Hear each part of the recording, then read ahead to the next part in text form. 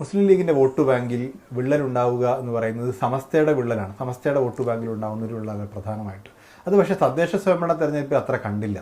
ആ വെല്ലുവിളി അതിജീവിച്ചു എന്ന് തോന്നുന്നുണ്ട്. ശരി, ഇല്ല, അങ്ങനെയല്ല. സമസ്ത മറ്റ് മതസംഘടനകളെ പോലെ തന്നെ ഒരു മതസംഘടനയാണ്. മുസ്ലിം ലീഗ് ഒരു പൊളിറ്റിക്കൽ പാർട്ടിയാണ്. ഇതും രണ്ടും തമ്മിൽ ഭിന്നിപ്പോൾ തർക്കമൊന്നും ഉണ്ടാകേണ്ട ഒരു ആവശ്യമില്ല. മുസ്ലിം ലീഗിൻ്റെ വോട്ട് ബാങ്ക് വളരെ ടൈറ്റാണ്.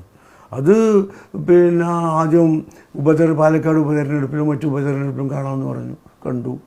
അത് കഴിഞ്ഞ് പിന്നെ പാർലമെൻറ്റ് തെരഞ്ഞെടുപ്പിൽ കാണാമെന്ന് പറഞ്ഞു, കണ്ടു. ഇപ്പോൾ തദ്ദേശ സ്വയം തെരഞ്ഞെടുപ്പിൽ കാണാമെന്ന് പറഞ്ഞു, കണ്ടു. എല്ലായിടത്തും മുസ്ലിം ലീഗ് എന്താണ് എന്ന് മുസ്ലിം ലീഗ് കാണിച്ചു കൊടുത്തു. മുസ്ലിം ലീഗിൻ്റെ പ്രവർത്തകർ, അത് സംസ്ഥയിലുള്ള പ്രവർത്തകരുണ്ടാവും, മുജാഹിദിലുള്ള പ്രവർത്തകരുണ്ടാവും. എല്ലാ മതസംഘടനക്കാരും മുസ്ലിം ലീഗിൽ ഒരുമിച്ച് നിൽക്കുകയാണ്. അതിൽ അഭിപ്രായ വ്യത്യാസമോ തർക്കമോ ഒന്നുമില്ല. താങ്കളെ മാറ്റണം എന്നൊക്കെ സമസ്തയുടെ ഒരു വിഭാഗം പരസ്യമായി ആവശ്യപ്പെട്ടിരുന്നു. താങ്കൾ എവിടെയും മത്സരിച്ചാലും അത്തരത്തിലുള്ള വെല്ലുവിളികൾ ഉണ്ടാവുമെന്ന് പ്രതീക്ഷിക്കുന്നുണ്ടോ?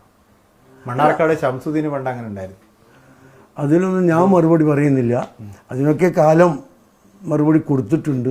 തെരഞ്ഞെടുപ്പ് റിസൾട്ടുകളും വോട്ടിൻ്റെ കണക്കുമൊക്കെ നമ്മുടെ മുമ്പിലുണ്ട്. ഏതായിരുന്നാലും അതൊന്നും ഒരു തർക്ക വിഷയമല്ല.